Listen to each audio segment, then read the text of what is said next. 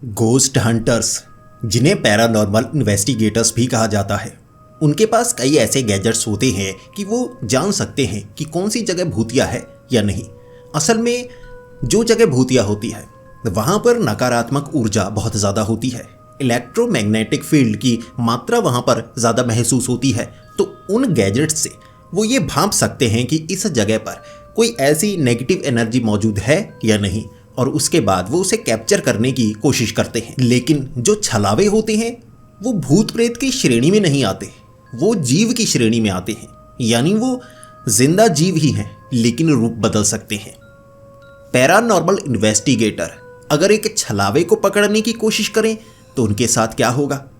ऐसी घटना हो चुकी है और आज वही कहानी मैं आपको सुनाने वाला हूं। दोस्तों, ये कहानी है बेहद ही खौफनाक और डरावनी। मेरा यकीन कीजिए आपको भी अंदर तक डर लगेगा।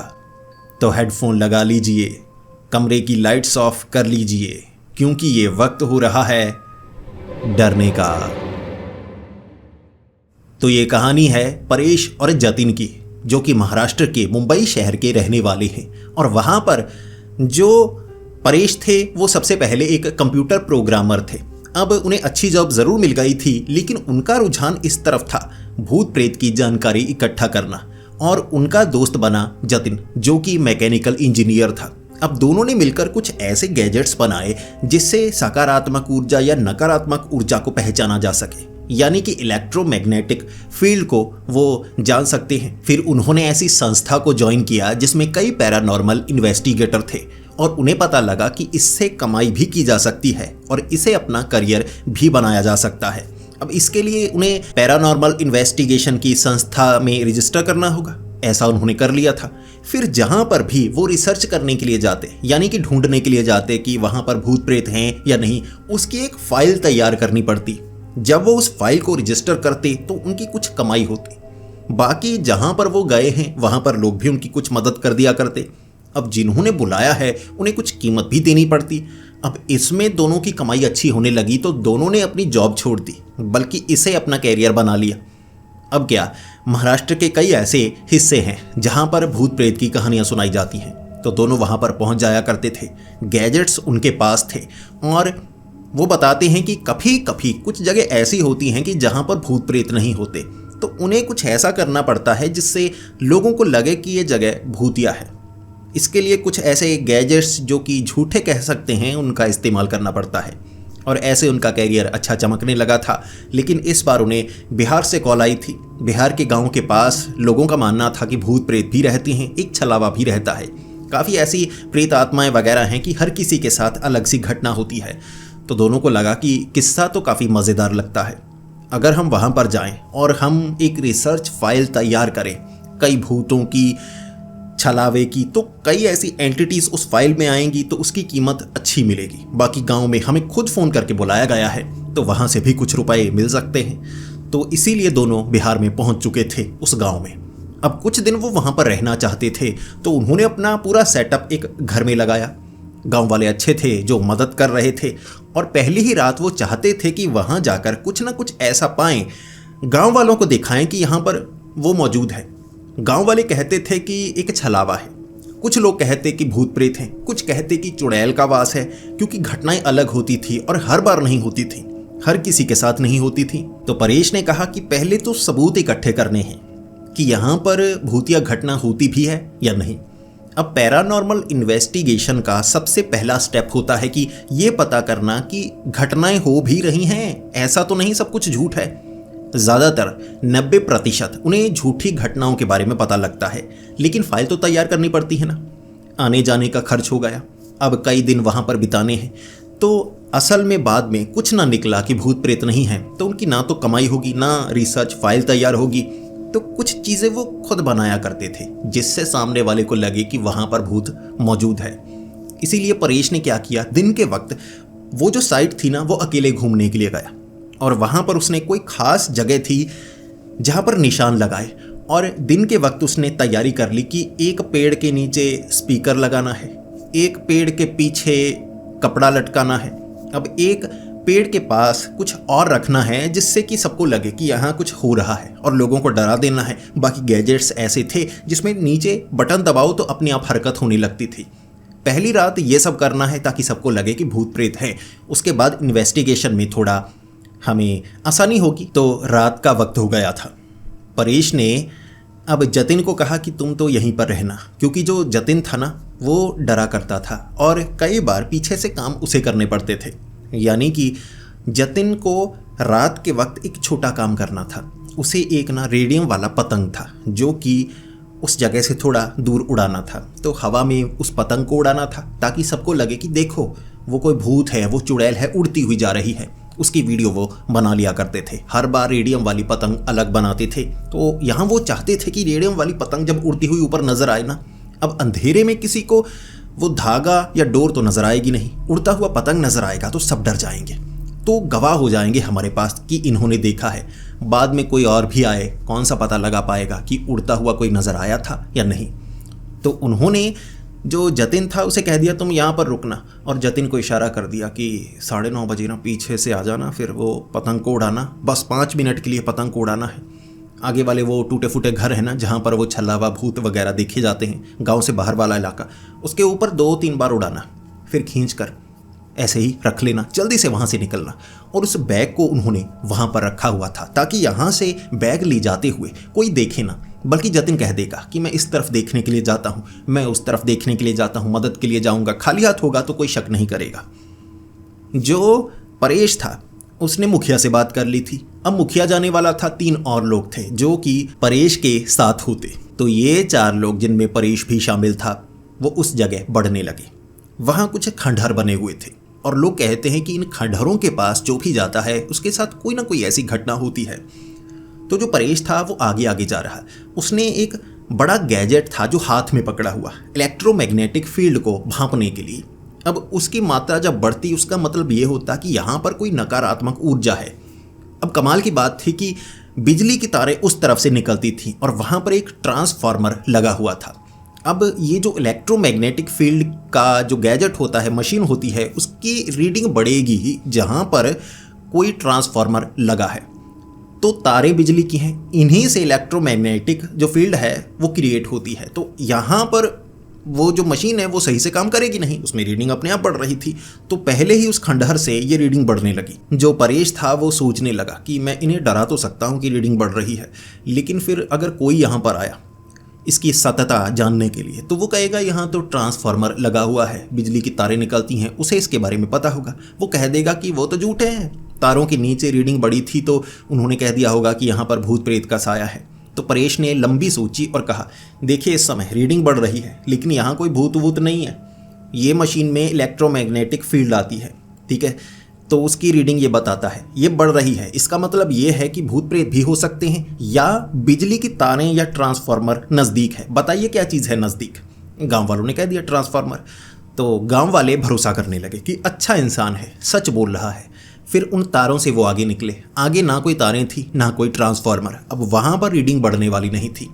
एक जगह पर जाकर खंडहर के पास पूरी तरह से सुनसान सी जगह थी। वहाँ कोई खेती नहीं करता था। खंडहर पुराने घर बने हुए थे, बड़ी हवेली थी कुछ जिसके टूटे फूटे हिस्से बचे हुए थे।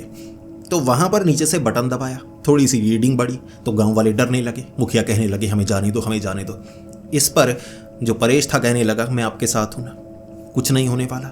मैं जो भूतिया शक्ति है यहाँ पर उससे बात करने की कोशिश करूँगा। आप रुकिए, पहले जानना है क्या सच में कुछ ऐसा है। आप डरिएगा तो नहीं, भागेंगे तो नहीं ना? तो उन्होंने कह दिया नहीं डरेंगे। अब परेश ने सेटअप किया हुआ था डराने का, ताकि इन्हें पहले पक्का कर लूँ कि डरना मत, मैं यहाँ पर हूँ, मैं नहीं भागूंगा, मैं नहीं डरूंगा, आप मेरे पीछे रहना। तो मुखिया वगैरह गाँव वाले पीछे पीछे थे। परेश ने उसके बाद जो वाईफाई स्पीकर पेड़ के नीचे घास में सेटअप किया हुआ था, ऐसे सेटअप किया था कि यहाँ से वो बटन दबाएगा, वहाँ से आवाज़ें आना शुरू हो जाएंगी। पहले तो हवा की आवाज़ें, उसके बाद सांस लेने की आवाज़ें, फिर फुसफुसाने की आवाज़ें, ताकि गांव वालों को लगे कि यहाँ से आवाज़ें तो आ रही हैं, मौजूद कोई नहीं है। खाली सी जगह थी, छोटा पौधा, पेड़। तो बटन दबाया परेश ने, आवाज़ नहीं आ रही। इस पर परेश देखने लगा कि यहाँ पर मुझे महसूस तो हो रहा है, देखिए इलेक्ट्रोमैग्नेटिक फील्ड बढ़ रही है, रीडिंग बढ़ रही है, लेकिन कुछ आवाज़ वगैरह आनी चाहिए। तो उसने जानबूझकर सवाल पूछे कि क्या तुम यहाँ पर मौजूद हो, तुम जो भी हो। अब बटन बार बार दबाए जा रहा, भाई काम नहीं कर रहा, स्पीकर की बैटरी ख़त्म हो गई क्या। फिर गांव वालों को कहा कि अब आवाज़ अभी आ नहीं रही, हमें आगे जाकर देखना होगा।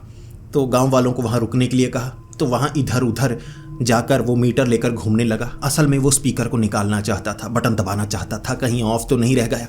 जैसे ही पेड़ के पास जाकर नीचे घास में देखा, मिट्टी खोदी हुई थी, किसी ने स्पीकर निकाल लिया था। अब वो देखने लगा स्पीकर कहाँ गया।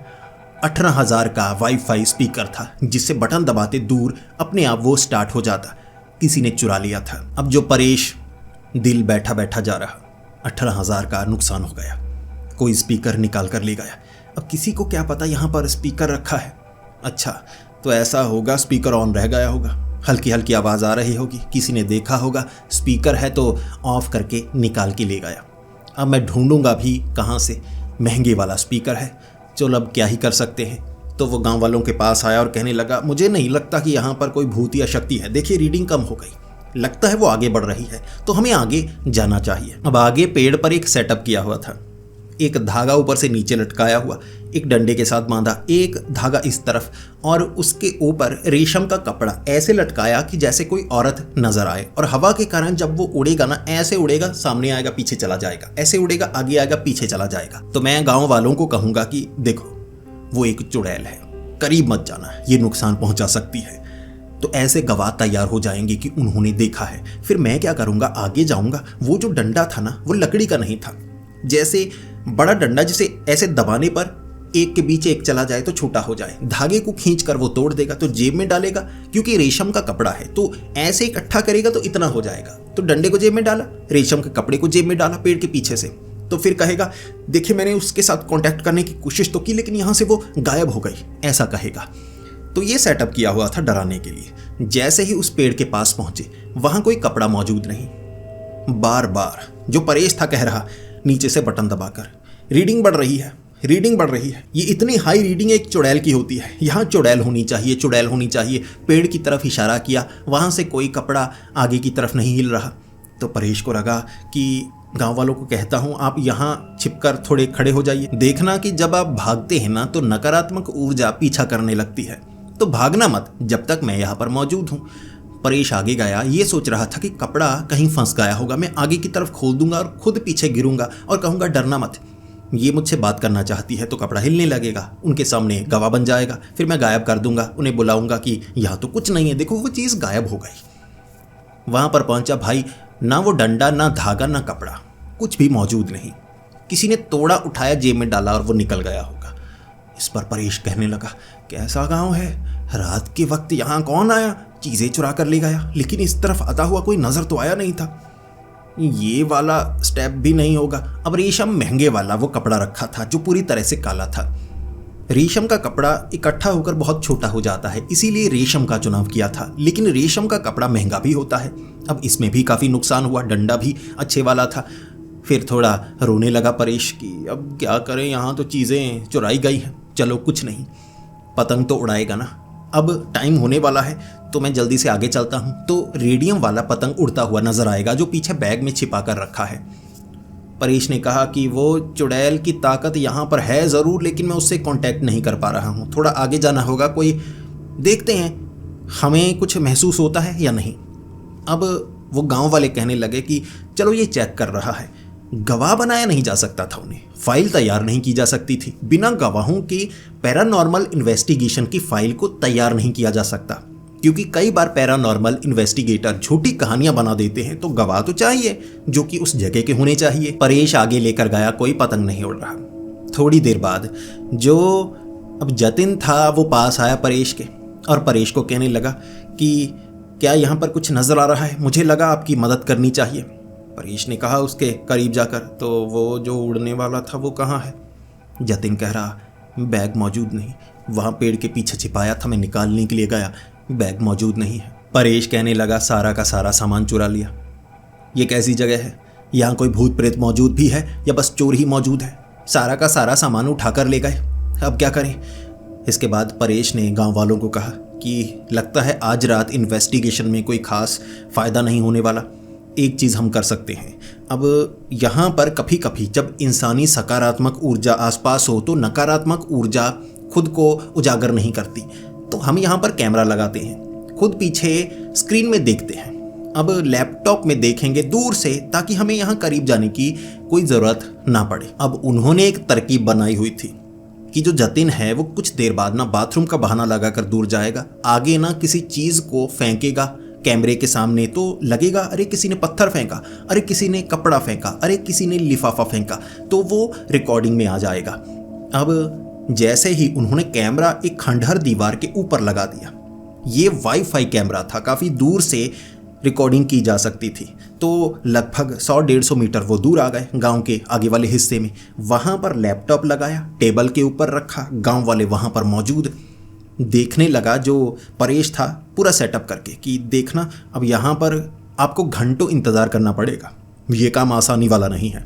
10 मिनट हुए थे, उन्होंने देखा कि कैमरा जो ऐसे ऐसे हिला उसके बाद बंद पड़ गया, कनेक्शन लॉस्ट हो चुका था। इस पर परेश ने कहा ये क्या, कैमरा गिर गया लगता है, लेकिन सेट तो अच्छे से किया था, गिर कैसे गया? जतिन की तरफ इशारा किया कि चलो देख कर आना होगा। परेश और जतिन जब कैमरे को देखने के लिए गए, जिस दीवार के ऊपर कैमरा लगाया था, भाई कैमरा गायब, आगे कोई नहीं आया था। रिकॉर्डिंग चेक की उन्होंने, आगे कोई नहीं आया, बस कैमरा हिला, जैसे पीछे से किसी ने हिलाया, उसके बाद बंद कर दिया और निकल गया कैमरा। ये 22,000 का कैमरा था, कैमरा भी गायब। परेश जतिन वहाँ पर बैठे लैपटॉप को बंद करके कि गांव वालों को आप चले जाइए, अभी लगता है किसी ने हमारी कोई चीज़ चुरा ली। गांव वाले कह रहे थे वहाँ पर भूत प्रेत हैं जो चीज़ें चुराते हैं, कुछ लोग कहते हैं वो छलावा चीज़ों को ले जाता है। बड़े गुस्से में थे परेश। जतिन कह रहा काम तो बना नहीं, हमें कुछ मिलेगा उससे पहले जा बहुत कुछ चुका है, 50,000 का सामान तो चोरी हो चुका है हमारा, अब और ज़्यादा ना चोरी हो जाए, इसीलिए सावधानी बरतनी होगी। फिर गांव वालों को जाने के लिए कह दिया क्योंकि देर काफ़ी ज़्यादा हो गई थी। लेकिन जो परेश था उसने जतिन को कहा कि तुम उस टेबल के पास रहना, महंगे वाला सामान वहाँ पर है। अब मैं किसी सामान को अपने साथ नहीं रखूँगा, वो रीडिंग मशीन है, ज़्यादा महंगी नहीं है, हमने खुद बनाई है, मैं उसे लेकर आगे चेक करने की कोशिश करता हूँ क्या नकारात्मक ऊर्जा आसपास मौजूद है। ये छलावे के बारे में ज़्यादा हमें कुछ नहीं पता, लेकिन फिर भी मैं जानने की कोशिश करता हूँ। चाकू मेरे पास है, कोई गड़बड़ हुई मैं आवाज़ लगा दूंगा और तुम यहाँ से किसी भी गांव वाले को लेकर वहाँ पहुँच जाना। बाकी वॉकी टॉकी साथ में रखा हुआ था। जो परेश था ना, कुछ भी होने वाला था वॉकी टॉकी पर वो जतिन से बात करता रहता, और जतिन जिस जगह था गांव वालों के घर बहुत करीब थे, और गांव वालों को जतिन ने कह दिया था कि मैं आवाज़ लगाऊंगा, आप जल्दी से मेरा साथ ज़रूर दीजिएगा। तो गांव वालों ने कह दिया था डरने की कोई बात नहीं है, कोई मुसीबत हुई आवाज़ लगा देना, हम घरों से निकल कर बस आपकी मदद के लिए तैयार रहेंगे। ऐसा हुआ तो परेश आगे निकला ये जानने के लिए कि वहाँ पर क्या नज़र आता है। कोई कैमरा नहीं, कुछ नहीं, वॉकी टॉकी और वो रीडिंग मशीन। वो खंडहर के आसपास ढूंढना चाहता था। अब एक रीडिंग मशीन थी इलेक्ट्रोमैग्नेटिक फील्ड वाली, उसे छाती पर लगाया हुआ, एक थे वो नीचे डंडे से थे, ऐसे पकड़ता था, जहाँ पर अपने आप वो ऐसे जुड़ जाए ना तो मानता था कि यहाँ पर ऊर्जा काफ़ी ज़्यादा है। वो सकारात्मक भी हो सकती है, नकारात्मक भी हो सकती है, लेकिन उसमें एक कमज़ोरी थी कि भाई थोड़ा हाथ ऐसे टेढ़ा हुआ तो अपने आप ऐसे जुड़ जाया करते थे, तो उसमें कोई ख़ास साइंस नहीं थी। इसमें ज़्यादातर तो लोगों को बेवकूफ़ ही बनाया जाता है, लेकिन उनका मानना था कि कभी कभी इससे काम बन जाता है, तो उसे भी लिया हुआ, क्योंकि लगना तो चाहता था ना पैरानॉर्मल इन्वेस्टिगेटर, गोस्ट हंटर। तो ऐसे ही खंडहर के वो पीछे गया, देखने लगा कि इस जगह गांव वाले कहते हैं कि रात को कोई आता तो नहीं, भूला भटका गलती से कोई आ जाता है तो उसके साथ कुछ होता है, लेकिन कभी कभी होता है, ऐसा नहीं कि वहाँ पर चले जाओ तो हर बार कुछ ना कुछ होगा ही। सामने उसने देखा एक लड़का था जो 13-14 साल का होगा, हाथ में लोटा पकड़ा हुआ, पता लग रहा था धोती लगाई हुई कि 2 नंबर करने के लिए जा रहा है।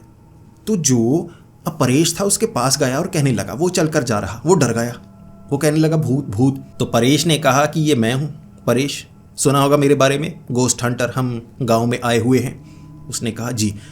फिर परेश ने कहा तुम यहाँ कहाँ जा रहे हो, पता नहीं तुम्हें कि इस जगह जाना सही नहीं है, यहाँ भूत प्रेत है, हम उसे पकड़ने की कोशिश कर रहे हैं और तुम इस तरफ जा रहे हो। उसने कहा आपको किसने कहा कि भूत प्रेत यहाँ ज़्यादा नज़र आते हैं? मेरे दादाजी को, मेरे पिता को। वो जो छलावा है, वो जो भूत हैं, वो आगे वाली सड़क के पास नज़र आए हैं, ना कि इन खंडहरों में। अब गांव वाले इन खंडहरों से भी डरते हैं, कभी कभी कुछ लड़के लड़कियां मिलने के लिए इन खंडहरों में आते हैं। गांव वाले इतने डरपोक हैं कि सफ़ेद कपड़ों में कोई नज़र आ जाए तो वो बस भाग जाते हैं, और मैंने कई बार लड़के लड़कियों को देखा है।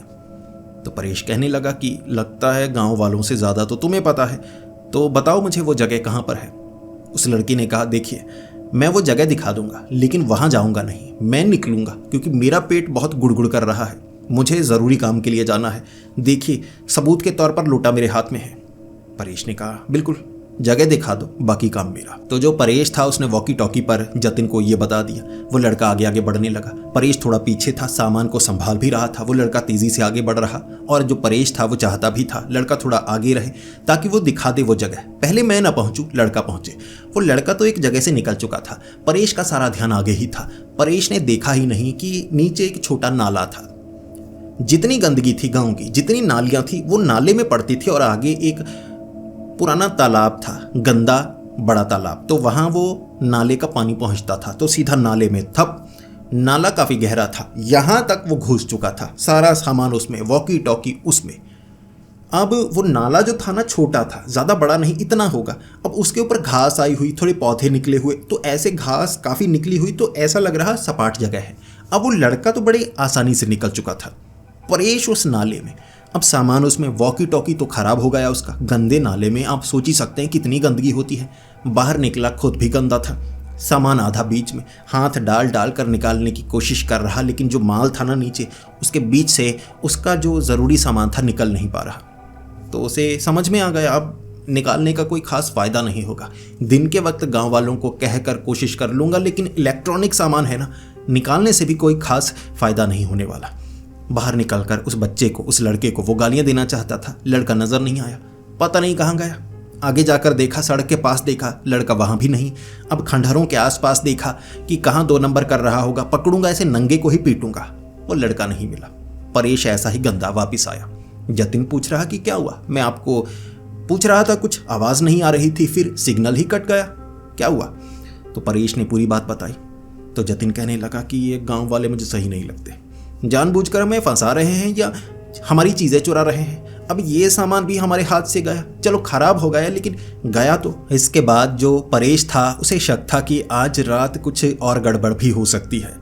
तो जतिन पर वो भरोसा भी नहीं करना चाहता था। जतिन उससे 6 साल छोटा था, थोड़ा डरपोक भी था, और जतिन परेश को पता था कि कुछ गड़बड़ हुई तो भाग निकलेगा। तो टेबल भले ही वहाँ गाँव के बीच में लगाया हुआ है, तो ज़्यादा सामान मुझे अपने साथ रखना चाहिए।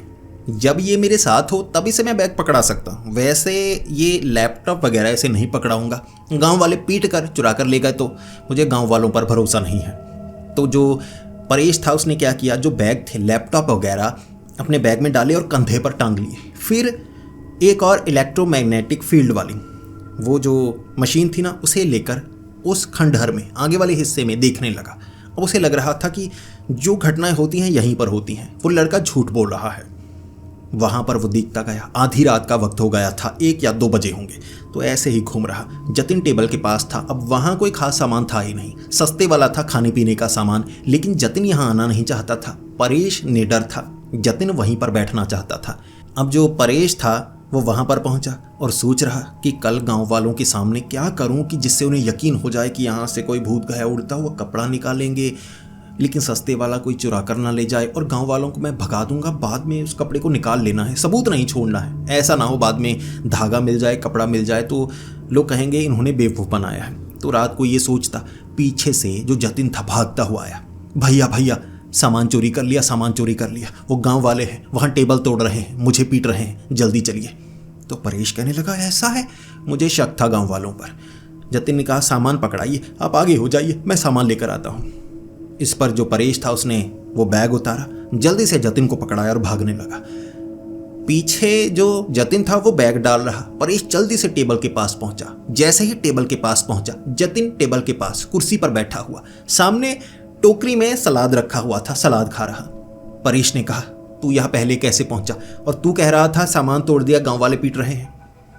इस पर जतिन ने कहा कौन गाँव वाले, मैंने तो नहीं कहा, मैंने आपको कब कहा?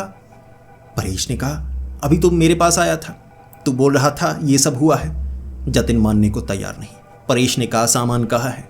जतिन ने कहा मुझे क्या पता, दोनों में झगड़ा हुआ। और परेश को लगा कि वो कोई और था। एक तो अंधेरा था, बिल्कुल ऐसा लग रहा था, चेहरा तो लगा लेकिन अंधेरे में गड़बड़ हो गई होगी। ले गया बैग भी, लैपटॉप भी ले गया, 90,000 का लैपटॉप भी ले गया, सामान और भी था, ज़रूरी सामान बैग में रखा था वो भी ले गया। लेकिन इतना पता लग गया, जतिन जैसा दिखता है। ये जो कर रहा है ना, जतिन जैसा दिखता है। वो लड़का जो लोटा लेके गया था, इनकी पहचान दिन के वक्त करनी है, लेकिन रात को चल जतिन मेरे साथ। अब देखते हैं कौन चालाकी दिखाता है। और हम लाइट नहीं जलाएंगे, अंधेरे में जाएंगे, देखते हैं आसपास हमें कौन नजर आता है। अब दोनों अंधेरे में खंडहरों में पागलों की तरह ढूंढ रहे। झोला मिल जाए, कैमरा मिल जाए, वो मशीन मिल जाए, वो रेशम का कपड़ा मिल जाए, भाई स्पीकर मिल जाए, कहाँ ले गए। लेकिन वहाँ कोई नहीं। ढूंढते रहे। पूरे 3 बजे उन्हें वो लड़का नजर आया, बिल्कुल जतिन जैसा दिखने वाला, ऐसे पेड़ के पीछे से ना झांक रहा था। फिर क्या, दोनों ने लाइट जलाई, आगे वो लड़का नजर आ गया, घबरा गया। तभी परेश ने कहा, इसे पकड़ो, ये पकड़ में आएगा फिर सब कुछ ठीक हो जाएगा, इसे पकड़ कर पीटेंगे।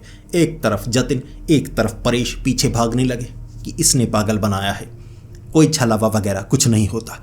ये गांव वाले मिलकर ना बेवकूफ़ बनाते हैं और सारा सामान चोरी कर लिया, इतना महंगा सामान चोरी कर लिया, ठेंगा नहीं देंगे, ये रुपया तक नहीं देंगे।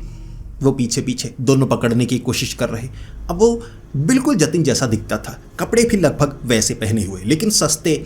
ऐसा लग रहा गांव वाले किसी ने सस्ते कपड़े सिलवाए होंगे, बिल्कुल ऐसा दिखने के लिए, बेवकूफ़ बनाने के लिए कि रूप बदलते हैं। अब वो भागने लगा और भागते भागते वहाँ गांव के एक तरफ बड़ा सा बाड़ा बनाया हुआ था, तबेला सा लग रहा जैसे।